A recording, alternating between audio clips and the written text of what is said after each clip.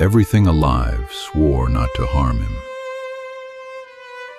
Every stone, every metal, every tree, every sickness, every animal, and every snake in the world gave its word that it would not hurt Baldur, son of Odin. The man who wrote that down was a Christian.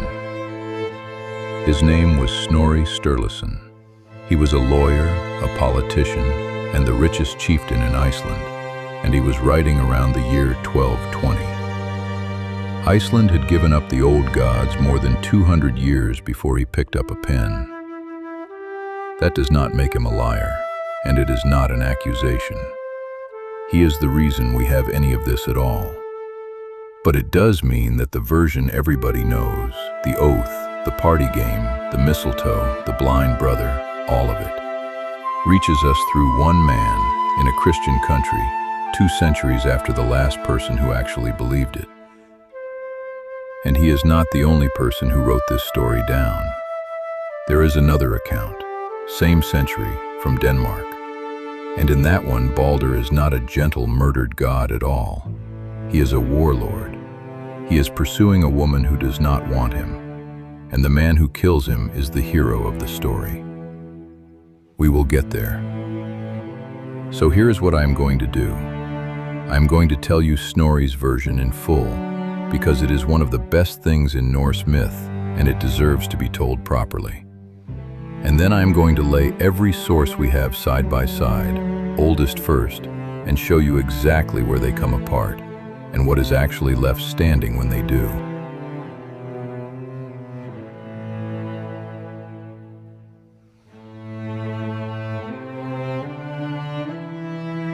It starts with bad dreams. Baldur begins dreaming about his own death. Not vague dreams, specific ones, and they keep coming back. In Norse myth, a dream is not a mood, it is information. So the gods take it seriously enough to hold a meeting about it.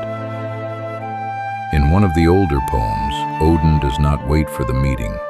He saddles his horse and rides down to the land of the dead by himself, to the eastern gate, and he finds the grave of a prophetess who has been dead a long time, and he wakes her up with a spell, so she has to answer him. She does not want to talk to him, but she tells him the mead has already been brewed. It is standing there waiting, the bright drink, with a shield laid over the top of it, and she tells him who it is for. It is for Baldur.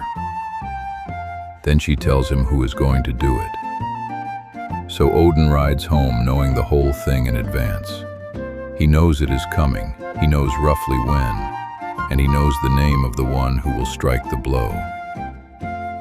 And his wife Frigg tries to stop it anyway. She goes out into the world in person and takes an oath from every single thing in it. Fire and water, iron and every other metal, stones, earth, trees, sicknesses, beasts, birds, poisons, snakes. Every one of them swore, and as far as anyone could tell, every one of them meant it. She missed one. A shoot of mistletoe growing west of Valhalla, which she looked at and decided was too young to be worth asking. So Baldur cannot be hurt, and the gods do what anyone does with a new toy. They make a game out of it. They stand him up in the middle of the assembly, and they throw things at him. Stones, axes, spears, arrows. And everything turns aside or stops or bounces off him, and nobody can do him any damage at all. And Snorri says they considered this a great honor to him. Sit with that image, because it is genuinely strange. The gods of Asgard standing in a ring in the daylight, laughing, throwing weapons at a man who cannot be hurt. It is a party. It is the happiest scene in Norse mythology. Loki could not stand it. He changed his shape into a woman, and he went to Frigg, and he got her talking. And she told him the way you tell a harmless thing to a stranger, that she had taken an oath from every object in the world except one. A little plant west of Valhalla, too young to bother with. Loki went and cut it. Then he came back to the ring, and he looked for the one person who was not throwing anything. He found him standing outside the circle, Baldur's brother, Hodr, blind. Loki asked him why he was not joining in with the others, and Hodr said the obvious thing. He could not see where Baldur was standing, and he had nothing to throw. So Loki said, "Do him honor like everyone else is doing. I will show you where he is. Shoot at him with this." And Snorri says he guided his hand. The only person at that party who did not know what he was holding killed his own brother with it. What happens next is the part almost nobody can tell you. It is also, and hold on to this, the oldest part of the entire story. The gods could not speak. Snorri says the first thing that failed them was words, and the second was their hands.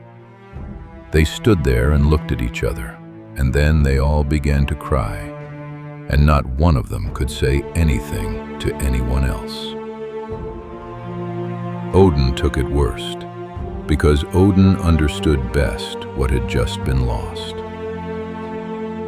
They carried the body down to the sea. Baldur owned a ship called Hringhorni, the greatest of all ships, and the plan was to launch it and burn him aboard it. They could not move it. Every god there, together, could not shift it down the rollers. So they sent to the land of the giants, and a woman called Hyrroken came. She arrived riding a wolf, using live vipers as reins. 4 berserks were assigned to hold the animal when she got off, and they could not do it until they knocked it down. She put one hand on the prow and pushed, and the ship went down the rollers so hard that the rollers caught fire and the whole earth shook. Thor was so angry at the disrespect that he reached for his hammer, and the other gods had to talk him out of killing her on the spot. Then they carried Baldur aboard, and when his wife Nanna saw him laid out on the deck, her heart burst, and she died there, and they laid her on the fire beside him. Odin leaned over his son and put his own gold ring on the pyre, Draupnir, the one that makes 8 more of itself every 9th night. And a dwarf called Leader wandered across Thor's path at the wrong moment, and Thor kicked him into the fire, and he burned with them. That is the funeral of the best of the gods. Grief, a fist fight over a giantess, and a bystander kicked into the flames.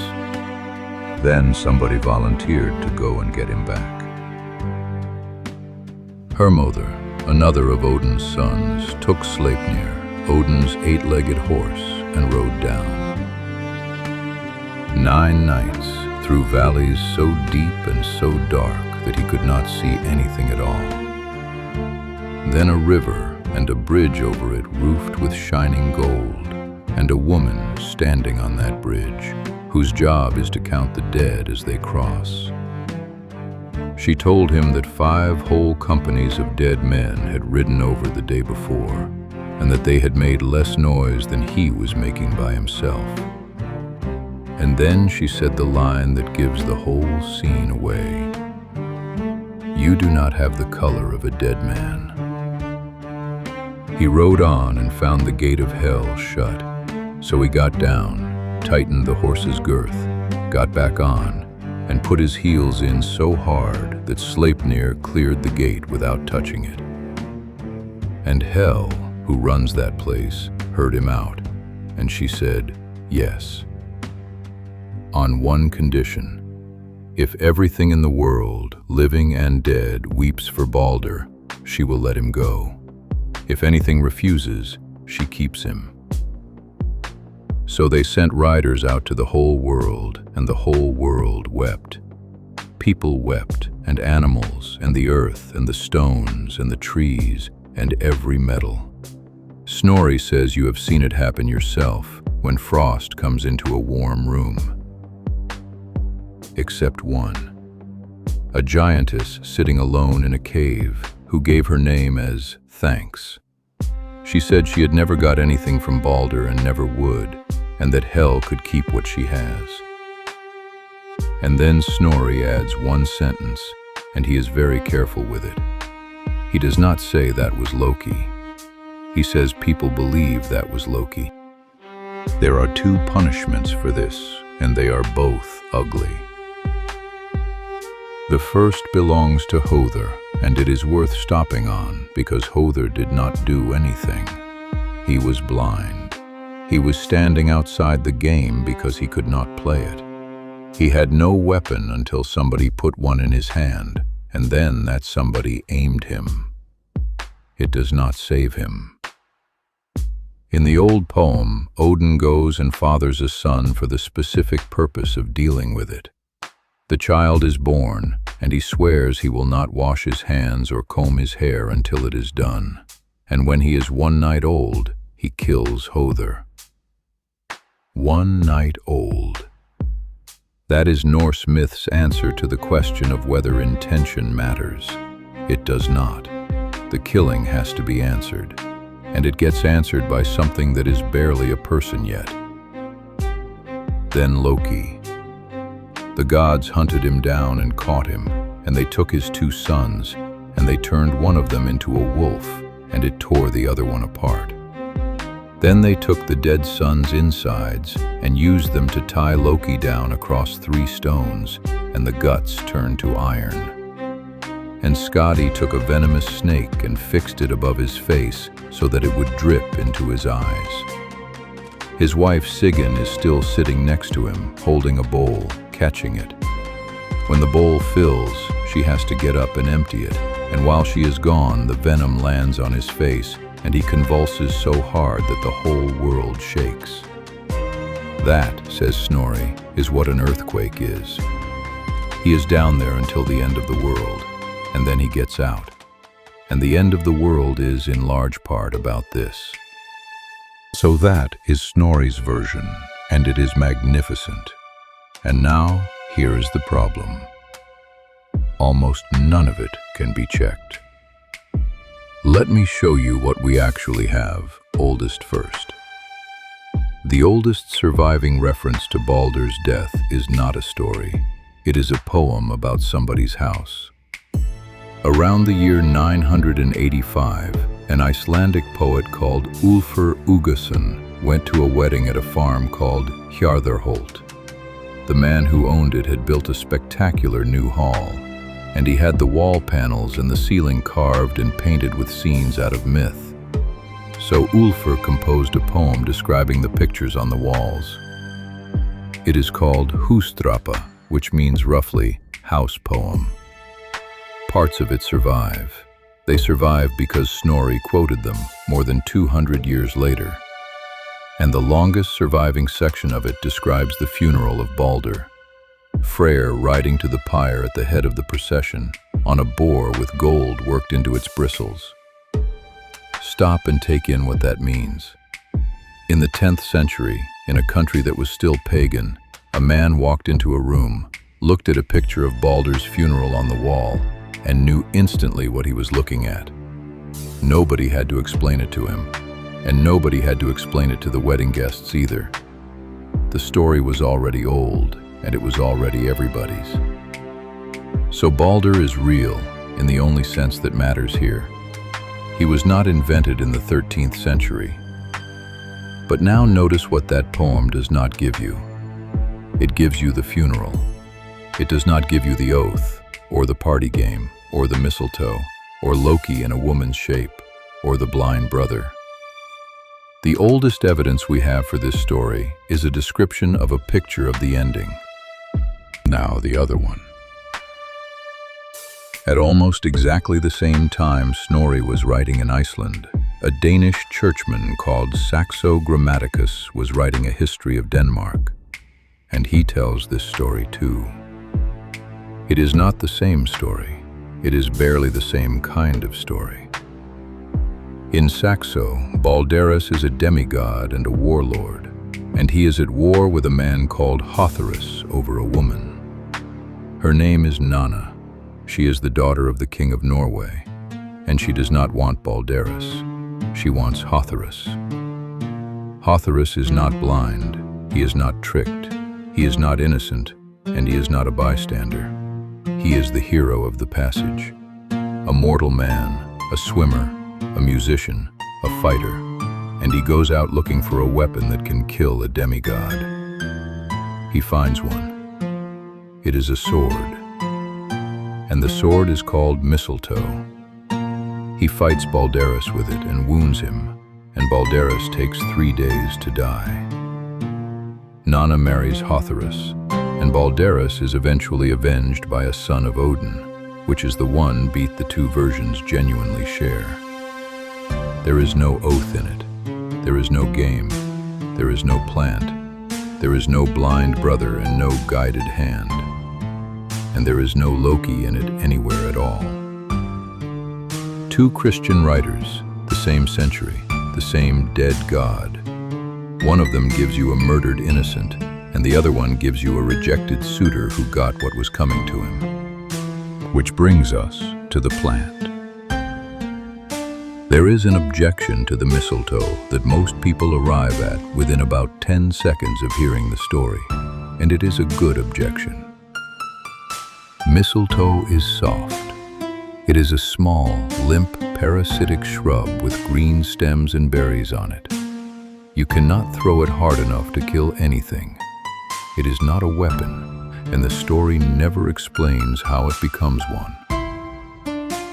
There is a second problem, and it is a bigger one. Mistletoe does not grow in Iceland. Snorri, writing in Iceland, had almost certainly never seen one in his life. It is scarce in Norway too, and the linguist Anatoli Lieberman has argued that this is precisely the point.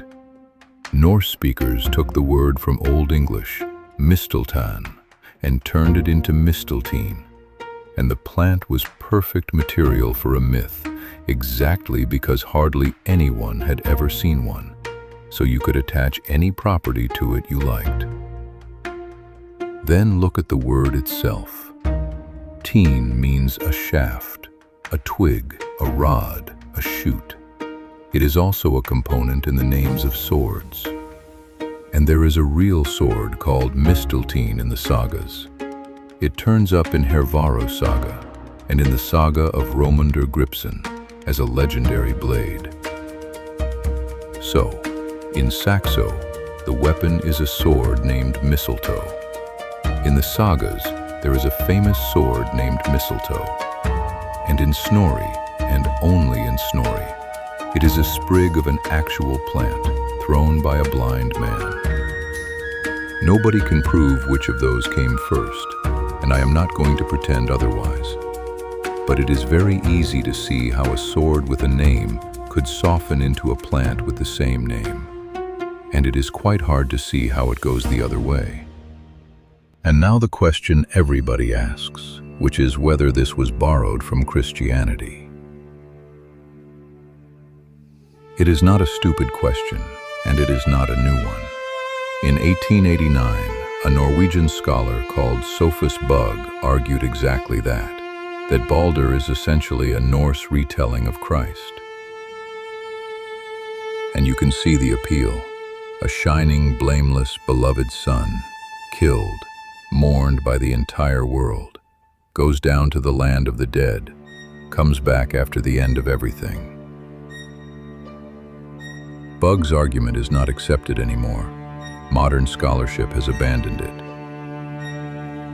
Anatoli Lieberman's verdict is blunt, that despite everything Bugg wrote on the subject, there is hardly any similarity between Baldur and Christ at all. And when you actually line them up, he is right. Baldur does not choose to die. It is not a sacrifice.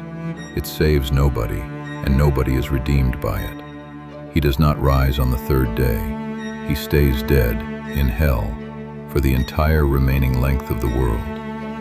And what his death actually accomplishes is to start the countdown to a catastrophe. That is not a crucifixion. That is a murder. But here is the honest part, and it is why the answer is not a clean no.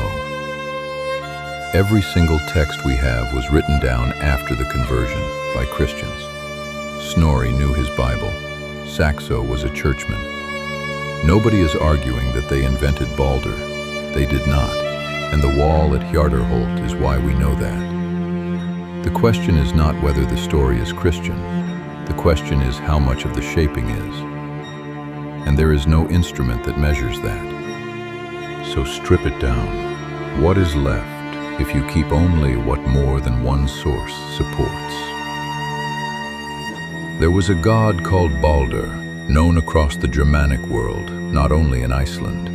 A charm written down in Germany, in Old High German, in the 9th or 10th century, appears to name him alongside Odin. Most scholars treat that as the oldest written appearance of his name, though a minority read the word there as just meaning Lord. He died. Hodr is the one who does it. Loki is blamed for it. He was burned on a ship, and by the 900s that funeral was a picture on a wall that ordinary people recognized. He was avenged by a son of Odin, and his death is tied to the end of the world. That is the verified core. Everything else, the oath, the mistletoe, the woman at Frigg's door, the giantess who would not weep, is one man's telling, and the other surviving telling contradicts him flatly. But there is one more thing, and it is the reason this story outlived the religion it came from. In the old prophecy poem, the world ends, the wolf gets loose, the sun goes out, the gods die, every one of them, in the order they were promised. The earth sinks into the sea. And then the earth comes back up out of the water, green again, and the survivors walk through the new grass and find the old god's golden gaming pieces in it. And Baldur comes back. He comes up out of hell, and Hodr comes with him, the brother who killed him. And they live in the new world together, and the poem does not record either of them saying a word about it. Norse myth almost never does this. It is a tradition famous for knowing exactly how it ends and walking towards it anyway. This is the one place where something is handed back. There are more of these. Subscribe, and the next one finds you on its own.